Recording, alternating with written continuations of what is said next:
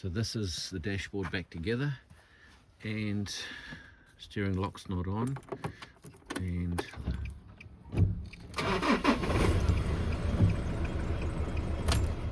yay. So that's it's well worth doing that fix. So inside that, when you insert the key, the very first thing that happens is it pushes a little brass piece up, and that brass piece fills up a gap, and it enables the key.